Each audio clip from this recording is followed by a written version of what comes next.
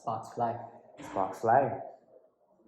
You know, I still remember the day you first sent me the first demo, Yeah. the first verse.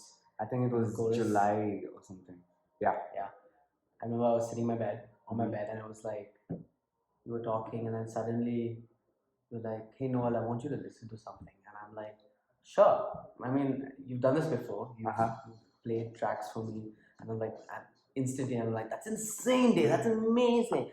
Brilliant. Cue that Lady Gaga meme. Like, amazing, brilliant. Show stopping. Warm it on. I don't want to say the other things, but sure. Yes, it's like, I've always been so like in awe of your work. And it's crazy. But then I remember we've been wanting to work for a while. And I was like 2022 since I met, and then I was hosting the open mic where you came and performed. That was the first time we met, and then the last time we met was my show where you came for it, and then after that we just had like a really cool day together. Like Jonathan was there with us and stuff, and then the next day also we partied together. I remember that. And after that we hadn't met for a while, and then in March I remember of Feb was it? I'm not sure. I think it was Feb. It was around Feb, right? Yeah, Feb. I think so. And then I had messaged you at like 5 in the morning, and then you dropped the bomb that, hey, you know what? I'm on the way to the airport right now, heading back to Dubai. And I was like, oh my god. Okay, cool. Never mind. But I think I actually had you in mind for the song What's Going On. I think I have told you about this. Yeah. And for some reason, things didn't pan out with the producer that well. Like, he was very busy and stuff and everything. So I decided that, okay, maybe not What's Going On, but maybe some other song. And then I was like, okay, Sparks Fly sounds good. So I remember sending that song to you somewhere around July. And you were like, hey, this is a nice song. It's cool. It sounds really nice. There's that and all. And the next thing I told you. I'm not kidding. Yeah, you can say that. I didn't say it was just nice song. I've got the receipts. I was like, this is my favorite song out of 1999. I was like, this is gonna be my favorite. Before that was Look, the song Look from this other album. That was my favorite because I remember I heard that on my way on a tour bus last year. Oh wait, yes, you did tell me that. Yeah. Yeah, I love that song, and that was like my favorite song for quite a while. And then I heard this, and it was not even like it was just like not complete. I would say it wasn't. Wait, it was more Sparks Fly. No, Sparks Fly was done, but it wasn't out. But it was like a demo version that you sent me or something like that. No, that was the complete solo version. Okay, got it. Correct. Yeah. So I heard it. I was like, this is my favorite thing, and I was like, instantly, I was like texting him like, this is insane. And he was like, so do you really like it? I'm like, yeah, I like it.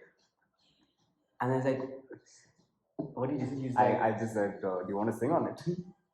And I'm like, this is my reaction. Best reaction ever. It was, I could not believe it. I couldn't believe it. I was like, and it was so funny because I was having a bit of a writing block. That's what artists go through now and then.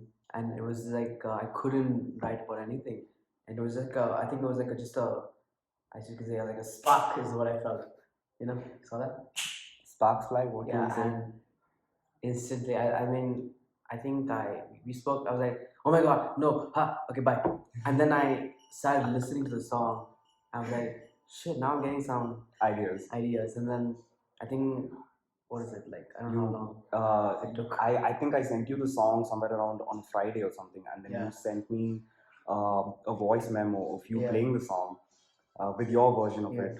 And you had done what I find very, very interesting was that you did minute changes to the vocal melody, which was so catchy to me. And I was like, oh my god, this is it.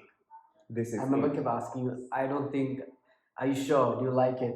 I was so like, oh my god, this is, because I've never worked with anyone before. This is my first time working with someone. And I could not believe I was working with someone that I truly admire. And also who was my best friend. So it was like insane. But I just like, I don't know how the process was. So let us talk about something. It's like going into like collaboration. Right. How's it for you? Like I've known that you've collaborated with so many other artists, like in terms of producers, engineers, and whatnot. What is your process like with collaborating with someone? What do you like? Do you just like go in, or like do you expect something out of someone? For me, it's like how can I say this? Sometimes I have something written. It's a different process every single time. Yeah. Like even when I wrote Sparksfly, I wrote Sparksfly first, and then I had like the basic 4 chords, the pop chords, and I had the guitar with me. The guitar was there. I had written this for my 8th album, to be honest. But I was like, you know what? It's not done yet. I don't want to put this out for the 8th album. And then the 9th album happened, and then this album, 1999, carried this song in the deluxe edition. And I was like, you know what? This fits for some reason. It was done. It was complete. Uh, the writing process, I would say, was something just like out of the blue. Yeah. And for me, just I wrote it, recorded it on my phone, and everything was just what are you doing? I'm like just like I want to show the people. Okay, so yeah, something. Yeah. I mean, I felt Yeah. it was incomplete a bit. Like Yeah. even the version that was out, I felt that was a bit incomplete. So for some reason, I just felt like I usually wanted to do this with my big albums, and for me, Yeah. God Complex was one of my biggest albums. Is my biggest album, and for me, I wanted to bring 1999 onto that level of success. But for me, it just felt incomplete, and I collaborated with a lot of featured artists in God Complex. So I wanted to try the same, the same kind of recipe for 1999. And Yeah. I was gonna say, like, I mean, with 1989, it's so. I mean, it's so different from what you've done previously, but it's at the same time, I feel like it's so you at the same time. It's like what you've been meant to be putting out for quite a long time, and I think it's like again a long time coming sort of thing. Yeah. It's like when I heard the album for the first time, I think the standard version, um, I was like gobsmacked. I was like, shit, dude, this is Dave, and Dave is like in his Element, yeah. in his zone. I was like to be honest. so impressed, and not just with the production side of things. I think the lyrics were just so smart.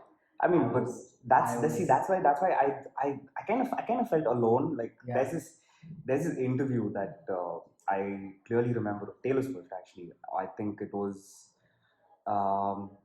Jimmy Fallon or something, where she was like, she just said if I had a party for all the songwriters on it, it would just be me. So yeah, I didn't want to be the only songwriter on it. So I mean, that's why we have Sparksfly featuring Noel Emmanuel, which will be out soon. I mean, we're recording this now, but this will come out later. Yeah. The song will be out. This is December 11th, so I think December 15th, if all goes right. But yeah, let's see. So yeah, we're just excited about that. And tell me about your writing process, because you have told me a bit about it. But what did you feel when you wrote your verse for this song in particular? It was all. I mean, I can't explain it. It's just. I think the best word was just like. It was all a spark. Like it was like it just hit me. I think because I was not like able to write for a long time. There was a period of time where I was not able to come up with things. I had nothing to write about per se, and because artistically and creatively, I just felt stuck. Yeah. And I think when you sent me that song, it's just sort of, I think it's like as if you put fuel into my mind. It was like, and that fuel, just metaphorically speaking, was like just more creatively. It was like, and I was like, in my head, how it just exploded with all these words. I was like, shit, now I have to put them all together. Then, and I kept asking you, like, I had actually different versions to the second verse. Really? Yeah. Whoa. It's on my phone. I'm getting to know this now. Yeah, so yeah, first things is like, yeah, I had different versions to the second verse. There's several actually, and I think when you sent me that audio, I think that night itself is where I was like recording, like figuring out your verses, and right? I think a day or two is where I sent you the Yeah. proper one.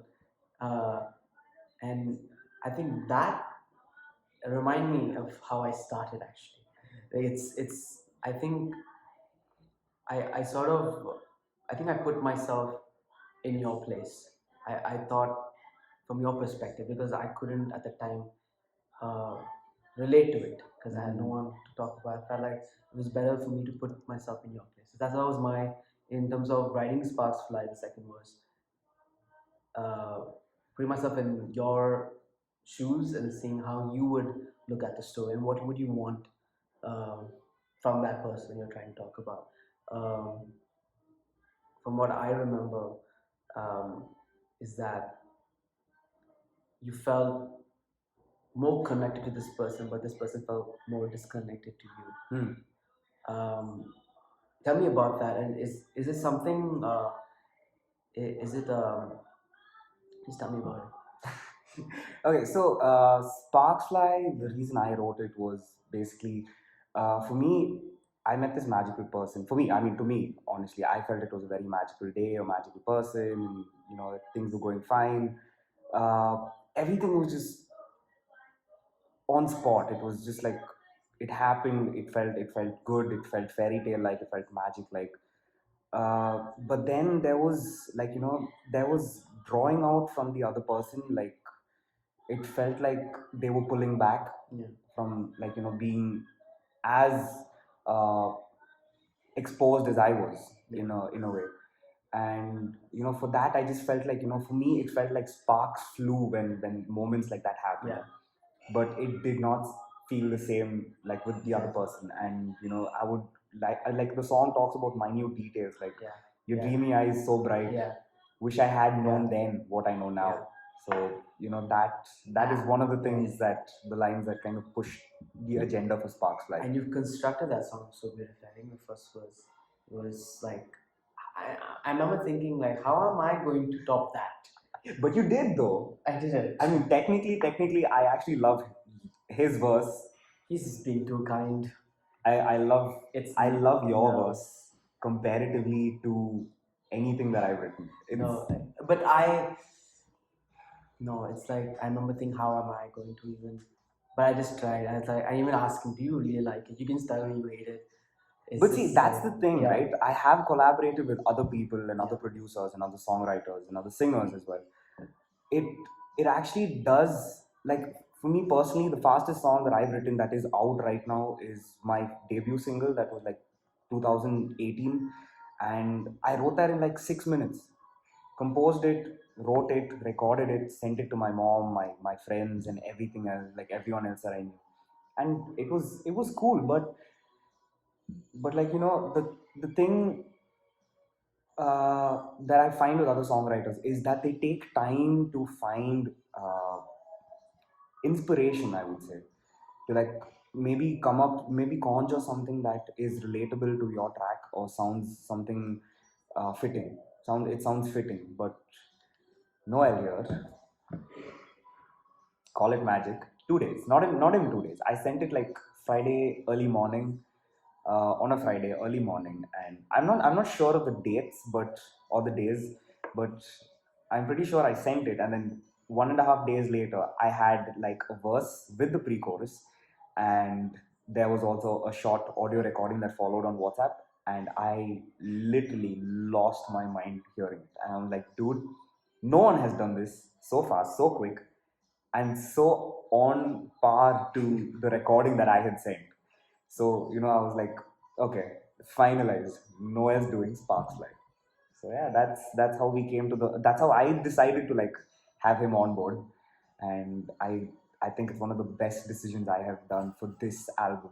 And I honestly love this album, and having people like him on it is just, I have no words. I honestly, it's just not Sparks Fly. I think just being part of an album that's so like monumental. I was just having the word monumental in my head because for me it's like I've like there's a song on it that I've written in 2019 that's ended up on this album.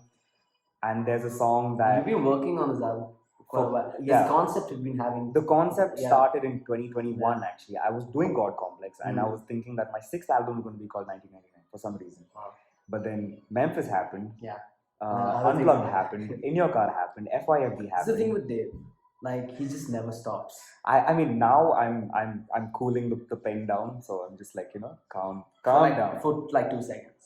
But like after we're done with this, he's probably gonna like write another album. He just never stops, and that's what I find so inspiring. He's a hustler. He just goes for everything. It's insane. How do you stop, Dave? We never know. But Good questions for humanity. and you've been killing it from Spotify to events. I think recently, I think you just told me that you're performing in Jan. Tell me about that. Oh yeah, I'm doing a music festival in Bangalore. Is that your first time First that you've been? music festival? Yes. Yeah, and that's crazy. That's a big deal for For an indie artist like me. Yeah. So How does it feel? unreal. Yeah, Unreal. I bet. Like I still don't believe it. I still don't. It doesn't Same. feel like okay. I have severe imposter syndrome. Like if you tell me right now that I have an album that like has 1.6 million streams, I'll be like, oh, get the hell out of here. I can clearly show the receipts. It's insane. His Spotify is just killing it right now, and I'm looking at it. It's trending all the time. It's just. What's your advice for people starting out? Actually, I mean, I could even ask you the same question because I just recently started out last year, and I'm about to put out something really soon. But and that's for another topic. But what's your advice for people who are starting out right now with open mics, with collaborating with you, or just like probably just recording a song on their phone and putting it out on Instagram or yeah. I think the main thing I would say, be genuine with your own art. Yeah. Be more truthful to it. Don't look at it as something that how do I say this? Don't put it out for the sake of putting it out. Yeah. Put it out, but be proud of it. Don't be like, okay, you know what, I'm not happy with this. And one more thing, there are perfectionists in the music industry so much. You meet them almost every day, and it's painful because I would hear something that's like it's perfect. It's literally a gemstone sitting in a cage, and I'll be like, these guys will be like, no, I need to perfect it a little more and little more. Maybe change this, change that. Don't do that. You finish it, leave it for like a month, then come back and listen to it. You'll find it's perfect. That's so true because I know a lot of people who do that. Yeah. Yeah, it's insane that there's so many great minds out there and we have not found them. It's insane. But like, this is amazing. I think you're one to stay. Like you've been killing it ever since, and I think 1999 is just a testament of what you actually can prove in the music industry. And I just know. I mean, knowing you as my friend, I've seen you work. Your work ethic is incredible. But like, I just know that this isn't the end. You're gonna put out something even better in the next year or two, and I know about that too. But that's for another make that 3 years. Yeah. But a bit of a hint, that there's more to come with Dave, and it's never gonna stop. I mean, quoting another person that we adore. We know, we don't. I love that. No, that's Basically. Okay, talking about work ethics, how did you feel recording your verse in the studio? That was a very magical experience because it was my second time actually being in a studio. It was my first time actually being in a proper, I would say, recording. We were in a room, and I was like sitting down with Adrian, who was the shout out to Adrian. Yeah, is insanely talented and the producer. Yeah, who also has a song on my album. I was just to be in a room filled with you two. I think it was Adrian and you and me, and it was just like, I think we didn't really have proper prep time even. We were just like, let's go. Yeah. But you guys made me feel so safe at the same time because you guys like said, Noel, this is all you, and this is. But see, that's the thing, right? Like, Adrian and I have grown up in a scenario where if we find someone like really shitty, we would tell them like, okay, Yeah. maybe you need to work on this. Yeah. Not like be like, hey, you Yeah, know what, you're a shitty singer, but Yeah. like we would tell them that, okay, see, you need to improve here, or maybe try this technique, this, Constructive that. criticism. Yeah. It's very important. I think for artists, I think sometimes they get a bit of ahead of themselves. They try to think, oh, they're perfect, which is fine. But I think we're always open to learn and to grow. In order to do that, you have to accept criticism in whichever way possible. Sure, and it's like, but it's very important as an artist, starting out especially, and. But yeah, I think I came to the studio wanting to be criticized. I was like, tell me I'm bad, But I think we felt virtually opposite. And then I had met Adrian at another event after that, and then he told me like, dude, Noel has a really good voice, but I hope I can hear something more from him. Like, hopefully we all want that, but actually segueing, I just want to say like Adrian is an amazing guy. I've met him a couple of times, even after, and very talented. I think so sitting in that room with you both, and Dave is just not a songwriter. He's also a producer. Being in a room with two producers and just me sitting there like a like a little child, like just like learning. Oh my god, my eyes are like wide open. I'm like, they were like insane, and the harmonies, and I suck with harmonies, but like it was such a very special experience to have. I'm so glad that it was with you guys, because it was like a very good learning process for me to know how to do it in my own way when I create my own work. Yeah. So thank you for that. Thank you, you and Adrian, for that experience. And I think, this is when did you know Adrian? Like, how did you start working with him? I started working with Adrian, I think around 2016, I would say 2016, 2017, and there were songs that never made the cut into my first album, and we were spending days and months recording this album. It was the first album, Silhouettes, I remember, and we would travel so far and by cab every day, and like that's how we met, and I mean that's how we know each other. Musically, but as a friend, I know him since school, so it's been quite a ride. That's pretty cool, and I mean, it was so crazy to know that all of that in that studio. It was like a very, as if you guys were like brothers in some way or the other, and that was amazing. I was talking about like being in that studio and just feeling really safe. Yeah. And I think prior to that, I was performing at open mics regularly. Like every weekend, I would go and perform. But before that, I was like a nervous wreck. I think then a lot of people I would meet people and calm me down, like, okay, it's okay. But I think with performing, I think when you're because I was so used to playing the guitar, I was so used to being in my bedroom, so it was easy for me to like use an instrument. And if you ask me to just sing with a mic, I'm dead. So I need something, like I need like some kind of, what's it called, like an extension of yourself, basically, that you don't seem nervous and stuff like that. Yeah, I understand that. But with the studio, it was a very foreign experience, because I've never done it, and compared from me to him, he's done it way more than I have, and it's just like it was like, oh my god, am I going to like stammer? Am I going to like mess up? Are we going to do many retakes?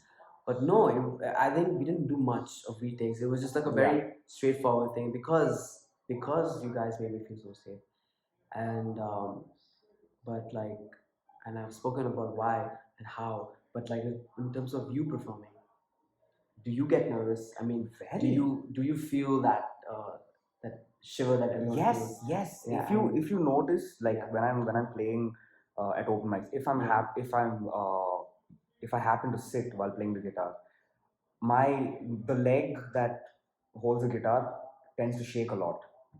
And you can literally see it, and you'll probably hear it in my voice when I try to sustain a note. That happens. But yeah, I think I have grown more comfortable. Like when I go on stage, I just like break a joke. Yeah.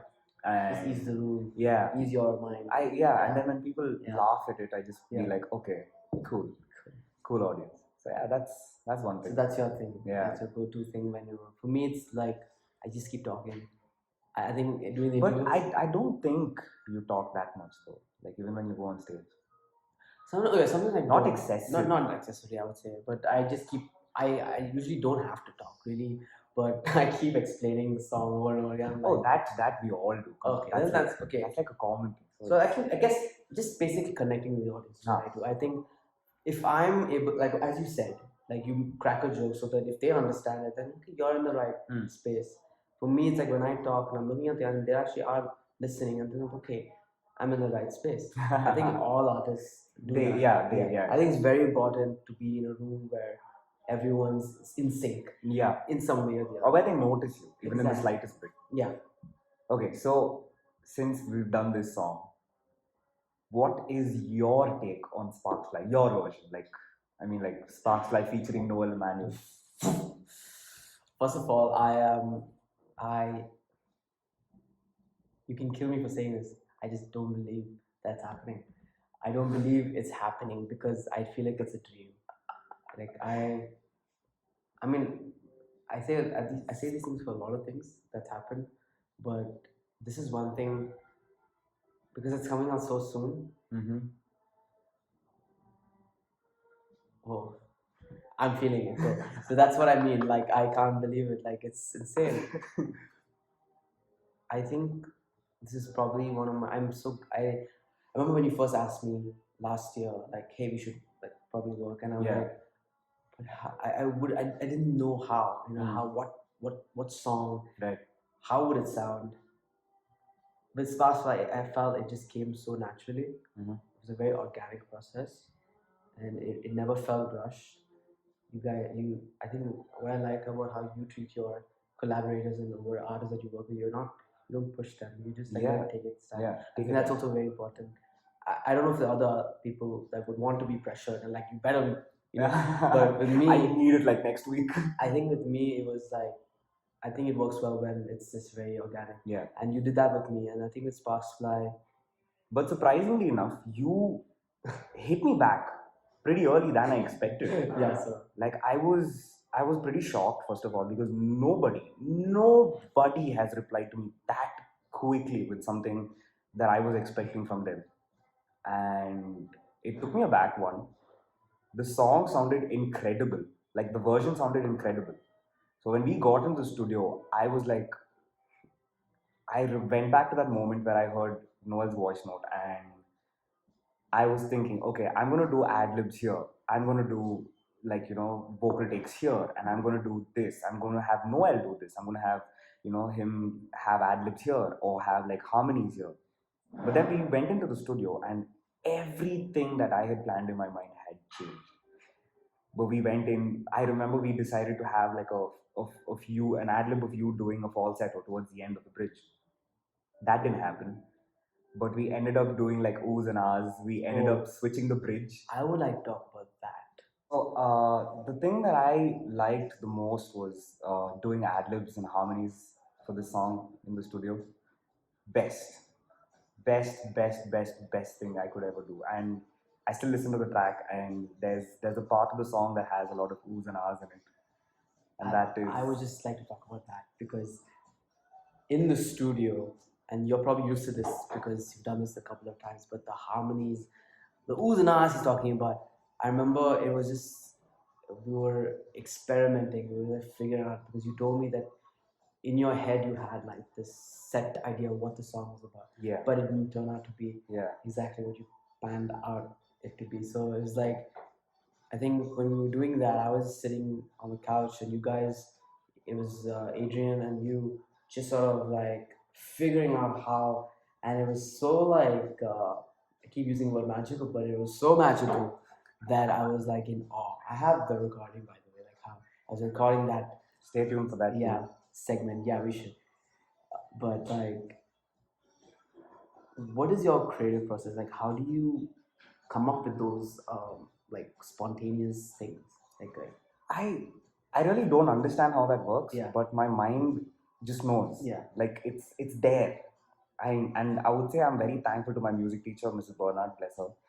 Uh, she was amazing with me in school, and she would always push me to be my best. I'm very thankful to Mrs. Bernard actually, who taught me like the whole thing, like how to sing and stuff. I mean, she didn't teach me how to sing. She just recognized that I had the talent for singing. And what age was this? 5, 6. I've been singing since I was 6, so I think she kind of pulled me out from the first standard like classroom. I've been singing since I was 6, 7. It was like, Really? wait, is your last name Emmanuel? Yes, it is.